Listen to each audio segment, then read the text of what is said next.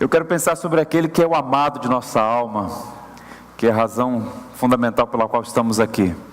O pressuposto é que a igreja só pode ter verdadeira reverência se tiver verdadeiro conhecimento de quem Deus é. É o conhecimento de Deus, como nós vimos ainda há pouco na primeira reflexão, é que promove a verdadeira reverência.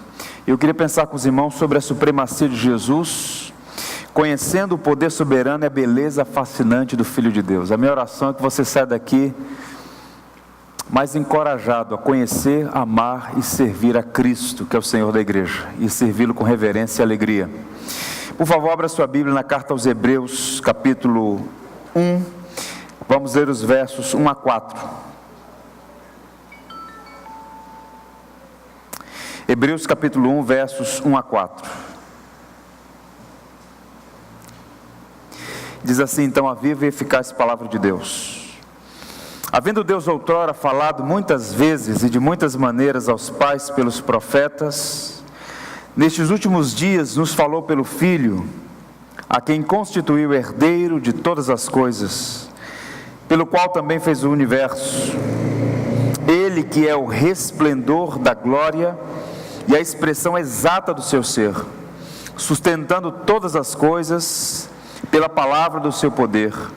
Depois de ter feito a purificação dos pecados, assentou-se à direita da majestade nas alturas, tendo se tornado tão superior aos anjos, quanto herdou o mais excelente nome que o deles.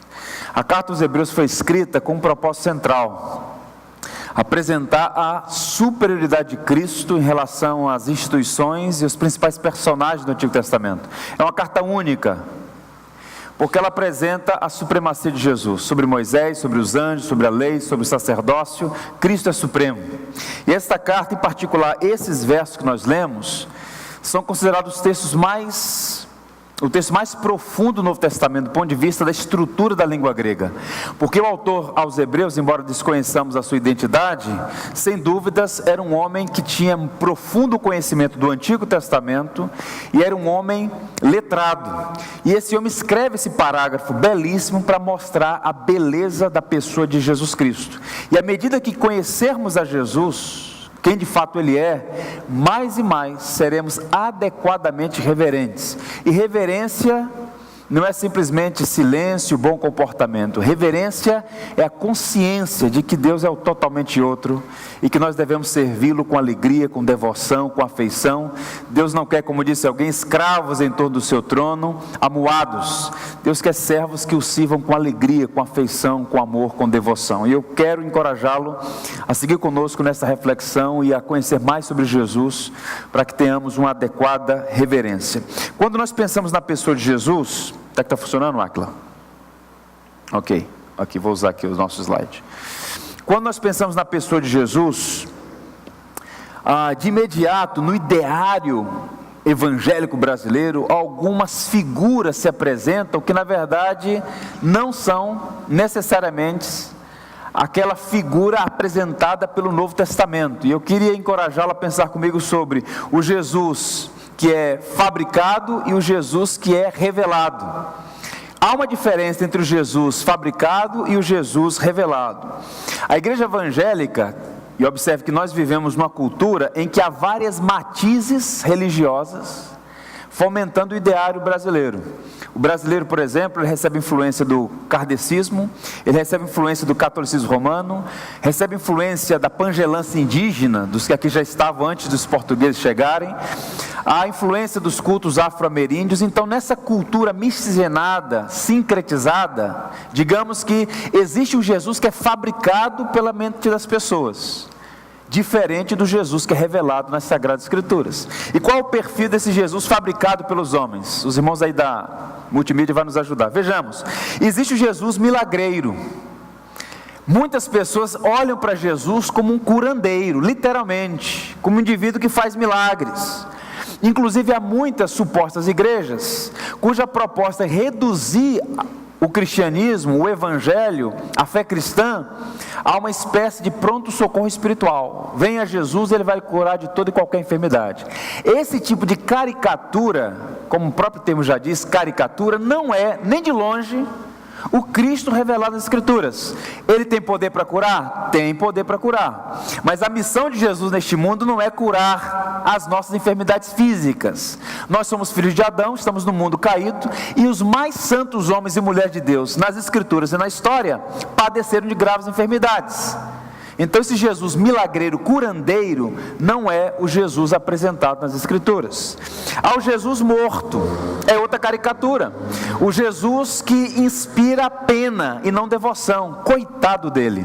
O Jesus dos crucifixos, Jesus do ideário das pessoas.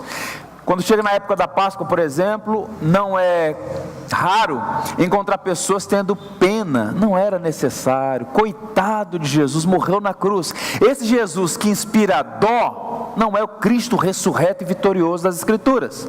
De modo que boa parte dos brasileiros tem uma visão equivocada sobre Jesus. A cruz não é derrota de Cristo. A cruz é um emblema supremo da sua grandeza, da sua vitória.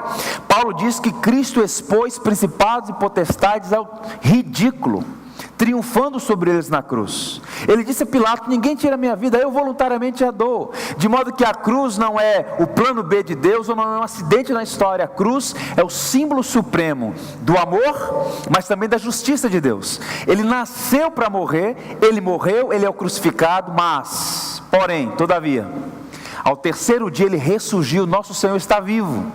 E essa caricatura de um Cristo morto e derrotado não é reflexo da realidade ensinada na palavra de Deus. Há também o Jesus da publicidade. No Brasil, com o nosso, Jesus é mercado, Jesus é uma espécie de garoto propaganda. Se vende tudo em nome de Jesus, de camiseta, boné, chaveiro. No estado do Maranhão há um refrigerante cujo nome é Jesus.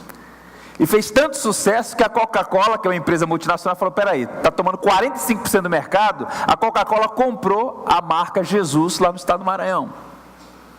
Esse Jesus da publicidade não é o Jesus revelado pelas Escrituras. Jesus não é um garoto propaganda. E mais, não é o Jesus da LBV.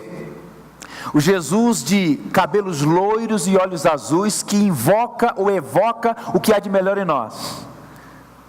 A presença mais de Jesus, loiro de olhos azuis, ajude as criancinhas, ajude os pobres.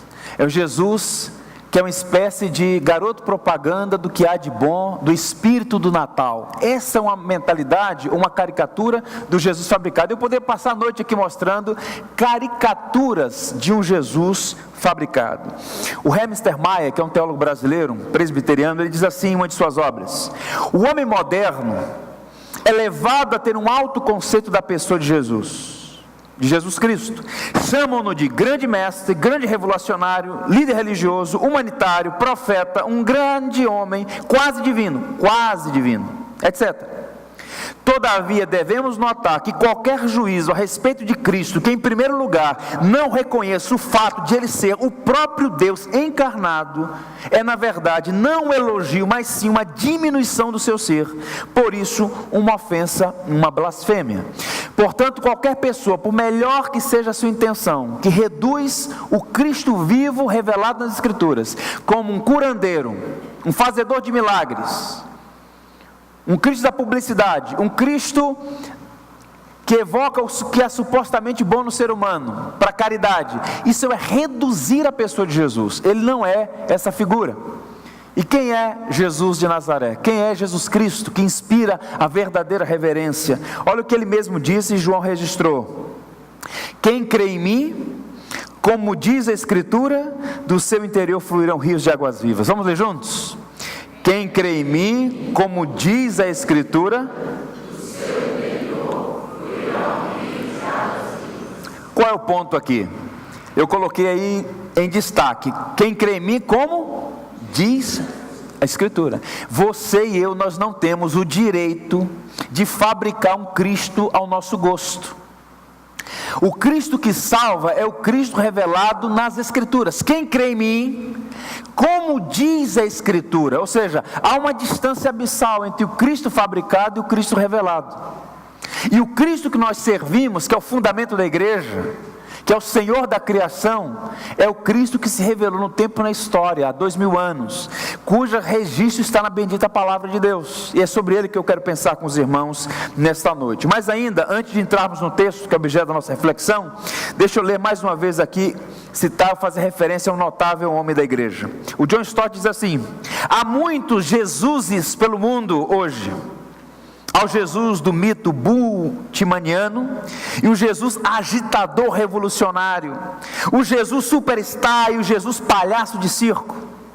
É contra essas reinterpretações humanas que precisamos urgentemente recuperar e restabelecer o Jesus autêntico, o Jesus da história, que é o Jesus das Escrituras. Eu queria a sua atenção para olhar o texto de Hebreus e encontrar aqui um Cristo que não inspira pena, um Cristo que não inspira dó, um Cristo que não precisa da minha ajuda nem da sua, mas de um Cristo soberano, diante de quem nos curvamos, nos prostramos e vivemos reverentemente, não apenas na ambiência da igreja, mas em todo lugar, em todo tempo, porque Ele está sempre conosco, em toda hora, em todo lugar. Vejamos então algumas verdades dessa passagem aqui que nós lemos. Primeiro elemento aqui é o Cristo e a palavra. Ele é a palavra de Deus, completa e final. O autor de Hebreus começa mostrando que Jesus, a quem nós servimos, Ele é a palavra viva de Deus. Deus falou muitas vezes, de muitas maneiras, aos pais pelos profetas, mas nos últimos dias nos falou pelo Filho. E a palavra de Deus, por meio do seu Filho, é a palavra definitiva. Observe mais uma vez o verso 1, a partir do qual nós vamos examinar algumas verdades. Primeiro, havendo Deus outrora falado, muitas vezes e de muitas maneiras, aos pais pelos profetas, nesses últimos dias nos falou pelo Filho. Irmãos, este versículo, observe, esse versículo é considerado no Novo Testamento o texto mais profundo do ponto de vista da literatura grega. Qualquer poeta antigo que dominava a língua, ao ler esse texto no original, ficaria encantado com a beleza poética que o escritor usa aqui para descrever a pessoa de Jesus. Ele fala o seguinte, que ele falou muitas vezes, de muitas maneiras. Ele usa um jogo de palavras aqui para dizer o seguinte, que Deus por muito tempo falou muitas vezes e de muitas maneiras. Deus falou por sonhos, revelações, usou anjos, usou pessoas. Deus usou até uma mula para falar com alguém no Antigo Testamento. Muitas vezes e de muitas maneiras. Mas chegou um momento na história, naquilo que Paulo chama de plenitude dos tempos, em que Deus nos falou pelo próprio Filho. Deus se fez gente. Ninguém jamais viu a Deus, diz João, mas nós vimos a face de Deus na face do seu Filho, no Verbo encarnado. Natal não é Papai Noel, meu irmão, assim como a Páscoa não é coelhinho. O Natal é a encarnação do Verbo. O Verbo se fez carne e habitou entre nós, e vimos a sua glória como a glória do unigênito do Pai. O propósito pelo qual Cristo veio este mundo foi revelar a face de Deus, sendo Ele o próprio Deus, segunda pessoa bendita da Trindade. O texto diz muitas vezes, de muitas maneiras. Indica primeiro que houve uma regularidade na revelação. Deus sempre falou, e essa é a característica distinta do Deus do povo hebreu. Os deuses antigos tinham representações visuais. Você chegava na Síria, tinha lá um tipo de deus, ou deuses. Chegava na Filístia, os filisteus tinham lá Dagon. Chegava em Moabe, entre os edomitas, todos os deuses no Egito, todos os povos tinham seus deuses. Mas eles tinham uma característica: eram mudos. Tinham uma suposta imagem, mas eram mudos, porque eram mortos, eram fabricados pela mente corrompida. O Deus hebreu não tinha uma representação, era invisível, mas falava continuamente com o seu povo. Nosso Deus é invisível, mas é um Deus que fala. E a Bíblia vai dizer que Ele falou muitas vezes e de muitas maneiras. Os métodos foram multiformes, e Deus certamente falou aos pais, falou a Noé, falou a Abraão, falou a Adão, falou a Abel, falou a Jacó, falou a José, falou a Moisés, falou aos pais pelos profetas. Deus usou muitos homens a partir de Moisés para ser canal da sua revelação. Mas agora chegou o momento glorioso em que Deus falou por meio do seu próprio Filho. Olha o que diz 1 Pedro capítulo 1, versos 10 a 12. Foi a respeito dessa revelação que os profetas que falaram da graça destinada a vocês, investigaram e examinaram, procurando saber o tempo e as circunstâncias para as quais apontava o Espírito de Cristo, que neles estava, quando lhes predisse os sofrimentos de Cristo e as glórias que seguiriam àqueles sofrimentos. O que Pedro está dizendo aqui é o seguinte: esses homens falaram movidos pelo Espírito Santo, eles falaram da parte de Deus, e eles falaram, predisseram, apontavam para o Cristo que viria, e ele veio, de modo que os profetas diziam: assim diz o Senhor. E qual foi a palavra de Jesus? Em verdade, vos digo. Ele não veio como um portador de uma mensagem, ele é a própria mensagem, porque ele é a revelação suprema de Deus. E eu queria destacar aqui uma expressão nesse texto: nestes últimos dias nos falou por meio do Filho. Daríamos para ficar aqui a noite inteira nessas palavras aqui. Nesses últimos dias, compreende, conforme a mentalidade, a cosmovisão hebraica, eles mediam o tempo assim: a era presente e a era por vir, o dia de ouro que vai acontecer. E nesse intervalo entre o dia presente e o dia que há de vir, estamos nesses últimos dias. De modo que Pedro falou assim: olha, conforme profetizou Joel, nos últimos dias, nos dias de Joel, nos últimos dias, e Pedro diz: esses últimos dias chegaram os últimos dias. Nós já estamos vivendo esse intervalo do primeiro advento até o segundo advento. Nos últimos dias Deus nos falou como? Por meio do seu Filho. E o verbo falar aqui está num tempo verbal na língua grega, que significa o seguinte: falou de modo perfeito e definitivo, de modo que tudo que Deus tinha para falar aos homens, já falou por meio do seu Filho. A igreja não precisa ficar em busca de novas revelações, porque Deus nos falou definitivamente pela pessoa do seu Filho. É impressionante como a igreja evangélica parece não estar satisfeita com a revelação de Deus na pessoa de Jesus, fica buscando outras supostas revelações. Deixa eu dizer uma coisa para o irmão: nós não podemos adicionar nada, nem subtrair nada. Tudo que Deus tinha para fazer, já o fez na pessoa do seu Filho, e já falou por meio dele. Cristo é suficiente. Nos últimos dias nos falou pelo Filho. Warren Wiersbe, um grande pregador, por mais de 50 anos pastoreou uma mesma igreja. Ele disse assim: Cristo é a fonte, o centro e o fim de tudo que Deus tem para dizer. Você quer ouvir a Deus? Você quer ver a Deus? Você quer conhecer a Deus? Você quer discernir a vontade de Deus? Contemple a Cristo. Deus nos falou por meio do seu Filho, e Jesus é suficiente para a igreja. E à medida que você conhecê-lo, mais piedosamente viverá, maior integridade haverá, maior disposição para servir, maior reverência diante deste Deus que, a despeito de quem somos, enviou seu Filho, humilhou seu próprio Filho, como diz o texto de Paulo aos Filipenses.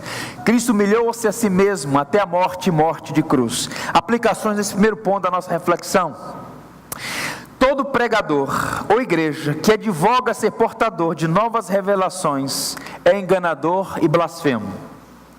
A Bíblia é suficiente para nós, meus irmãos, porque a Bíblia fala da pessoa bendita de Jesus, que nasceu, exerceu seu ministério, pregando, ensinando, morreu, ao terceiro dia ressurgiu, foi assunto aos céus e voltará triunfante em glória, e todo olho verá o Filho do Homem vindo sobre as nuvens dos céus. Portanto, quem advoga novas revelações é enganador ou blasfemo. Segundo, Jesus Cristo é a última perfeita e definitiva palavra de Deus aos homens. Tudo que Deus tinha para dizer, já disse a nós por meio do seu Filho. E mais, o conhecimento de Deus vem por meio de Cristo, que é a palavra viva. Os reformadores diziam que a palavra, ela se manifesta de três maneiras. Nós temos a palavra escrita, que é a Bíblia Sagrada, a palavra viva, que é Cristo, e a palavra proclamada, que é a pregação do Evangelho. De modo que tudo que Deus tinha para dizer está na sua palavra, na pessoa do seu Filho e na proclamação do Evangelho, que é exposição das Escrituras, que por sua vez tem como coração Cristo. Portanto, que Cristo seja suficiente em nossa vida, isso vai promover verdadeira reverência. Segunda verdade nessa passagem: Cristo e a criação. Ele é o herdeiro, o agente e o sustentador de todo o universo criado. Observe o verso 2. Nesses últimos dias falou-nos por meio do Filho, a quem constituiu herdeiro de todas as coisas, e por meio de quem fez o universo. A pergunta aqui é, o texto vai dizer que Deus constituiu seu Filho herdeiro de todas as coisas. Pergunta, houve algum tempo em que o Filho não foi herdeiro? Não tenha sido herdeiro? Ele sempre foi herdeiro, mas aqui ele está fazendo alusão a um aspecto bem curioso da teologia cristã. Ele sempre foi herdeiro de Deus, nós fomos agora co-herdeiros. O Filho é sempre herdeiro do Pai. O ponto é que quando Cristo ressurgiu dos mortos, foi assunto aos céus, a Bíblia diz que ele foi coroado rei da criação e constituído herdeiro. Ele foi entronizado como Senhor da criação. E este ser que é Senhor da criação, diz o autor aos Hebreus, que ele é o meio, o agente que Deus usou para fazer todo o universo. Você parou para pensar nisso? O Senhor da igreja, aquela criança nascida em Belém, é a pessoa por meio da qual Deus criou todo o universo. Isso deve gerar em nós um profundo senso de maravilha e temor. Nós não servimos um Cristo fabricado. Nós não nascemos ou somos membros de uma igreja que nasceu numa esquina ontem. A igreja cristã, a igreja que tem Cristo no centro, a igreja que é fruto do Evangelho, ela tem como Senhor e Salvador aquele que é o agente de toda a criação. As coisas visíveis e invisíveis foram criadas por Ele e para a glória dEle. Observe que João chega a dizer no prólogo belíssimo, lá no capítulo 1, todas as coisas foram feitas por intermédio dele, e sem ele, nada do que foi feito se fez. Eu pergunto aos irmãos, há alguma coisa que nos inspira mais devoção do que pensar nisso? Alguém aqui já viu uma grande cachoeira? Linda cachoeira? Aquilo foi criado por Cristo. Já viu um céu à noite estrelado, lindo? Criado por Cristo. Um sol, o pôr do sol, Cristo. Os planetas, Cristo. Os pássaros, Cristo. As montanhas, Cristo.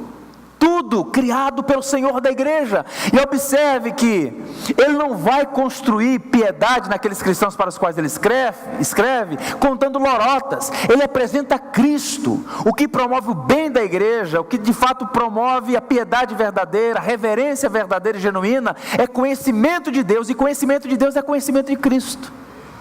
Ele é o agente da criação. Deixa eu lhe mostrar algumas coisas bem interessantes para encorajá-los a render-se cada dia mais a Jesus. Uma imagem da Via Láctea. Nós estamos aqui em algum ponto aí. O nosso sistema está dentro da chamada Via Láctea, que é um sistema relativamente pequeno, é uma galáxia média, não é nem das super galáxias, mas nessa galáxia que nós estamos, observe, há 50 bilhões de planetas, e 200 bilhões de estrelas. Curioso que o salmista diz assim, presta atenção, só na nossa galáxia há 200 bilhões de estrelas. O Isaías vai dizer que o Senhor conta cada uma, chama pelo nome, nenhuma delas falta. Cientistas hoje afirmam que há mais estrelas no universo do que grão de areia nas praias do mar. Por isso o Senhor falou para Abraão, você pode contar as estrelas? Não. Você pode contar a areia do mar? Não. Assim será a tua descendência.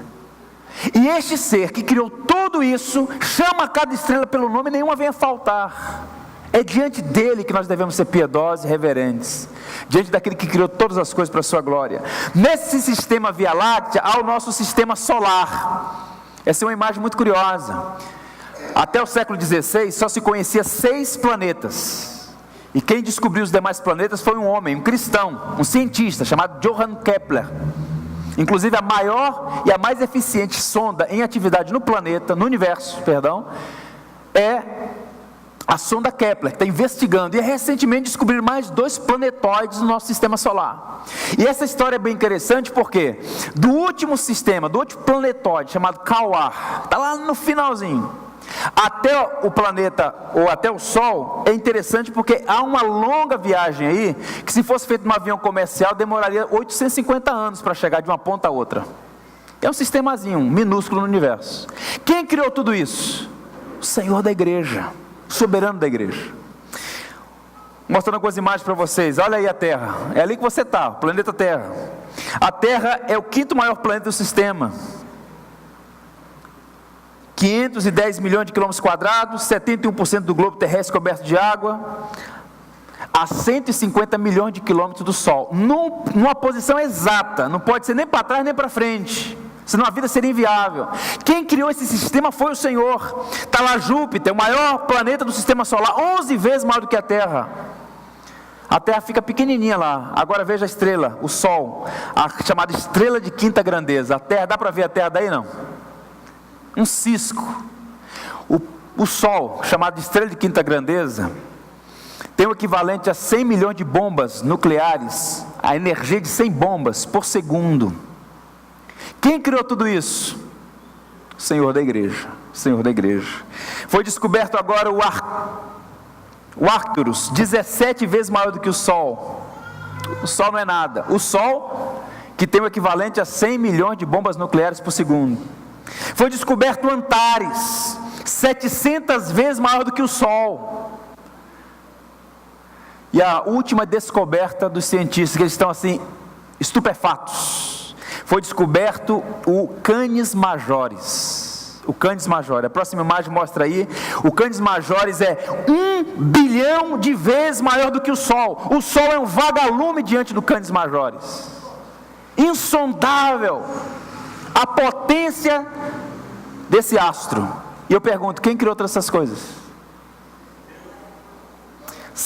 O Salmo 33 revela para nós: mediante a palavra do Senhor foram feitos os céus e os corpos celestes pelo sopro da sua boca.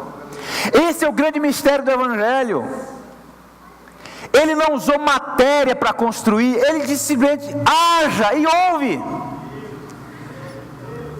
Os gregos antigos diziam que a matéria é existente ou autoexistente. Esse foi o grande erro de Aristóteles: matéria autoexistente. Tomás de Aquino rompeu com ele por conta disso. Não existe matéria autoexistente, só existe um ser que é autoexistente, que é Deus.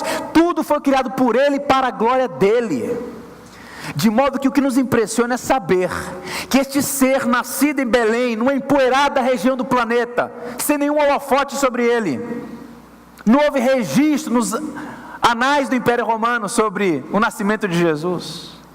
Aquele ser, aquela criança que balbuciava as primeiras palavras, era o ser por meio do qual todo esse universo insondável foi construído.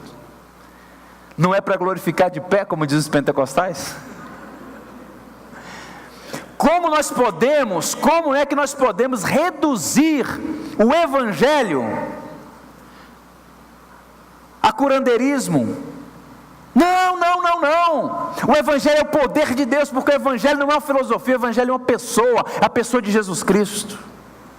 Colossenses diz assim: pois nele foram criadas todas as coisas, nos céus e na terra, as visíveis e as invisíveis, quer sejam tronos ou soberanias, poderes ou autoridades, todas as coisas foram criadas por ele e para ele. O que é que destaca aqui no texto de Colossenses? Que Paulo diz assim: as visíveis e as invisíveis. Porque esse universo gigantesco é o que é visível, mas existe uma dimensão metafísica, que não é tangível nem palpável, que também foi criado por Ele. Tudo foi criado por Ele e para a glória dEle. E a coisa mais interessante, a doutrina da providência vai ensinar isso, que Ele não apenas criou, mas sustenta e dirige todas as coisas. Olha o que o texto de Hebreus vai dizer: Ele que é o resplendor da glória e a expressão exata do seu ser, diz o quê? Sustentando todas as coisas pelo poder da sua palavra. Os irmãos estão aí assentados, eu aqui pregando. Você já parou para pensar que nesse momento o planeta Terra está girando a 115 mil quilômetros por segundo? Pergunto, quem sustenta tudo isso, gente? Quem sustenta tudo isso? O Senhor da igreja. E é diante dele que nós estamos o tempo todo, não apenas aqui nesses minutos no culto. É diante dele que nós devemos ter sempre esse senso de maravilha e reverência, de temor. É um ser que inspira maravilha. Quem conhece o Senhor, como Isaías contemplou a glória do Senhor, quem contempla quem é Jesus, fica maravilhado com esse senso de pequenez e ao mesmo tempo de gratidão, porque apesar de quem somos, Ele quis nos amar. Quando Pedro viu aquele testemunho poderoso no barco, o Senhor Jesus fazendo tantos milagres, Pedro falou: Senhor, retira-te de mim porque sou pecador. este senso de ser de fato quem somos. Nada. A vida do homem é um palmo, diz o Salmo 90. Tiago diz que a nossa vida é como uma neblina que cedo passa. Ninguém que tem gerência de nada. Outro dia, Michael Schumacher, multimilionário, famoso, atleta, saudável, tudo a seus pés, campeão, quebrando todos os recordes internacionais, um homem prestigiado no mundo inteiro, passeando numa estação de esqui na França, em Mirabel, toma um tombo há 3 anos, completamente isolado, num estado muitíssimo difícil. Digo isso aqui não como desprezo, até oramos por ele, mas para mostrar que nós não temos gerência de nada, nós não somos nada, irmãos. A nossa vida é muito fina, frágil e breve, e é diante desse ser que criou tudo pelo poder da sua palavra, que sustenta tudo pela sua palavra, que você é chamado a viver. Isso inspira temor, isso inspira verdadeira reverência. Eu pergunto aos irmãos, isso aqui é um aparelho, não sei exatamente quanto pesa, mas não é muito. Está na minha mão direita, agora está na esquerda. Pergunta aos irmãos, vocês acham que eu estou fazendo algum esforço para segurar isso aqui? Estou suando aqui? Não. Posso dizer uma coisa? Cristo gasta muito menos energia, incomparavelmente menos energia, para sustentar o universo do que eu para segurar esse negócio aqui. Ele não faz esforço, na verdade, é tudo pelo poder da sua glória. Estamos diante de um ser que é todo poderoso, e isso deve inspirar em nós temor, reverência, santidade, piedade e devoção, porque apesar dele não precisar de você para nada, ele escolheu te amar, e te amou tanto, diz João, amei os que eram meus, e os amei até o fim, até o fim, até o fim. Até a última hora Jesus foi tentado a desistir da cruz. Se tu és o Salvador, desce da cruz, homem.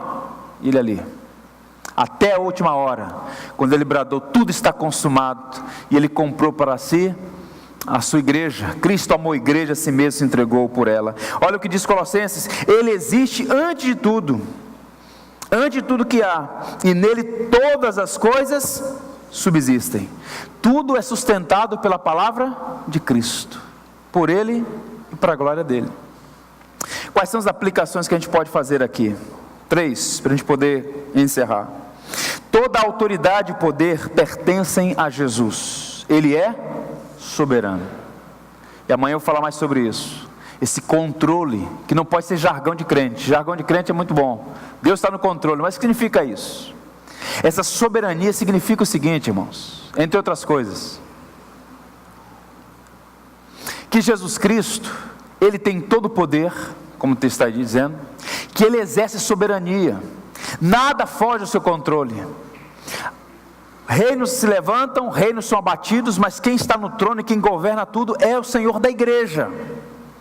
A diferença entre o cristão e o ímpio é que o cristão teve a sua mente iluminada para entender que Jesus não é um ídolo que a igreja fabricou, ele é o Senhor que se revelou a nós e que já exerce sobre nós o seu senhorio. O reino de Deus já está entre nós, e o reino de Deus é o governo de Deus. Haverá um dia, uma hora e um momento em que todos saberão que Ele é Senhor. Os homens rejeitam a Cristo hoje, ignoram, desprezam, blasfemam, mas haverá uma hora e um momento que a soberania de Deus, de Cristo em particular, estará evidente a todos. Paulo diz: todo olho verá o Filho do Homem vindo sobre as nuvens dos céus, todo joelho se dobrará e toda língua confessará que Jesus Cristo é o Senhor, para a glória de Deus. Que coisa maravilhosa é quando eu e você, nós, um dia teremos essa alegria de contemplar a face daquele que é soberano, e apesar de não precisar de nós, ser autossuficiente, decidir nos amar e se revelar a nós, o Cristo soberano. Segundo, toda a criação está sujeita ao senhorio de Cristo, Ele é Senhor. Quando Jó disputou com o Senhor algumas coisas, Jó teve seus momentos de fraqueza. O Senhor perguntou para ele: Jó, onde você estava quando eu coloquei os fundamentos da terra? Onde você estava quando eu coloquei os limites nos oceanos? Todas as coisas estão sujeitas a Cristo. Paulo diz que tudo, absolutamente tudo. Qual é a mentalidade cristã hoje no Brasil? Como eu disse no início, eivado de elementos do paganismo. As pessoas pensam que há um rival de Cristo, que o diabo é o rival. Uma mentalidade gnóstica, Deus de um lado, o diabo do outro, disputando as pessoas. Não, não, não. Só há um soberano, e o soberano, o Senhor, é Jesus Cristo. Lutero chegou a dizer que o diabo é o diabo de Deus, criado por Deus. É como um cachorro na coleira amarrado à mesa do dono, só vai até onde o dono permitir. De modo que só Cristo reina, o Senhor reina. A música de Handel, Senhor reina. Leia o Salmo 24. O Senhor reina, o Senhor reina. Ele é soberano. E mais, todo o universo deve adoração a Jesus Cristo, porque Ele é Deus. Ele é Deus. C.S. Lewis, brilhante escritor inglês, estava na universidade disputando lá as controvérsias daquele movimento todo, na Universidade de Cambridge, Oxford. E aí, várias perguntas, vários debates. Ele falou: olha, vamos resumir a coisa nos seguintes termos: ou Jesus Cristo é lunático, mentiroso, ou Deus. Não há uma terceira opção. Fazer as afirmações que ele fez, só podemos enquadrá-lo em 3 categorias. Esse ser, esse homem, ele é mentiroso, ele é um perturbado, ele é Deus. Ele afirmou ser quem é. Vamos lá, ele é mentiroso? Quem aqui está afirmando que Jesus é mentiroso? Não, ele é mentiroso. Então, vamos descartar. Ele é lunático, quer dizer, ele acreditava ser o que não era? Não. Só tem opção, ele é Deus, e eu confesso que ele é Deus. Entenda uma coisa: Jesus Cristo não é simplesmente um homem, ele é plenamente homem, plenamente Deus. Isso faz toda a diferença. Ele veio a este mundo para morrer a nossa morte, porque somente ele é o imaculado Filho de Deus.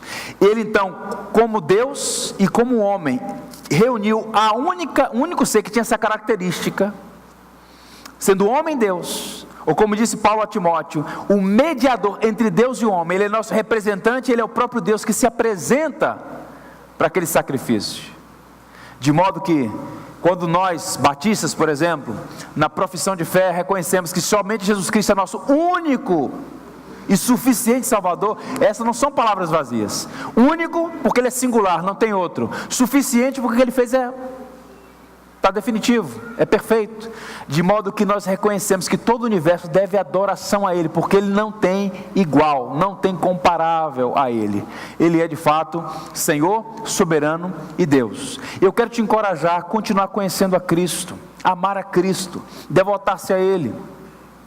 Esse ser que é a palavra final de Deus, e também é o Senhor da criação. Todo o universo foi criado por Ele e para a glória dEle, e é o Senhor que veio a este mundo para nos salvar. O ponto hoje, irmãos, lamentavelmente, é que a igreja cristã está apequenando o grande Deus. Ela adora uma caricatura da divindade. Eu quero te encorajar a não servir ao Jesus fabricado, mas servir ao Jesus revelado. Eu encerro contando para vocês uma história de um homem chamado Henry Martyn. Henry Martyn foi um missionário brilhante, formado em matemática, filólogo. Deixou a Inglaterra para servir a Deus na antiga Pérsia, hoje onde fica o Irã, como missionário, tradutor de material bíblico, Bíblia, para aqueles idiomas e dialetos do Oriente Médio. O navio fez uma escala no Porto de Salvador. A época era a capital do Brasil, período da monarquia, e por 15 dias o navio ficou ancorado ali, e ele escreveu no seu diário algumas observações sobre o Brasil. Enquanto o navio fazia os reparos e abastecimento, ele passeou pelas ruas de Salvador. Ele escreveu várias coisas sobre o Brasil daquele tempo, no século XVIII, mas ele disse algo, observe, há mais de 200 anos, que continua sendo um retrato do nosso país. Disse o Henry Martyn: há no Brasil muitas cruzes. Na verdade, o Brasil é um país onde há muitas cruzes, cruzes por todos os lados, mas os brasileiros ainda não conhecem a mensagem da cruz. Há mais de 200 anos ele disse isso, e ainda hoje, o estado de Minas Gerais, com tantas igrejas, com tantas cruzes, a maioria dos mineiros, dos cariocas, dos baianos, dos pernambucanos, A maioria dos brasileiros ainda não conhece a mensagem da cruz, porque olha para a cruz como um acidente, como uma derrota, porque não compreendeu que Jesus é a palavra final de Deus, que Jesus é o Senhor da criação, que veio a este mundo para salvar pecadores, do qual nós todos somos inevitavelmente. E eu oro para que você, à medida que conheça o Senhor, possa amá-lo e servi-lo com profunda alegria, e amar a mensagem da cruz, e viver reverentemente diante dele para a glória dele. Amém, meus irmãos?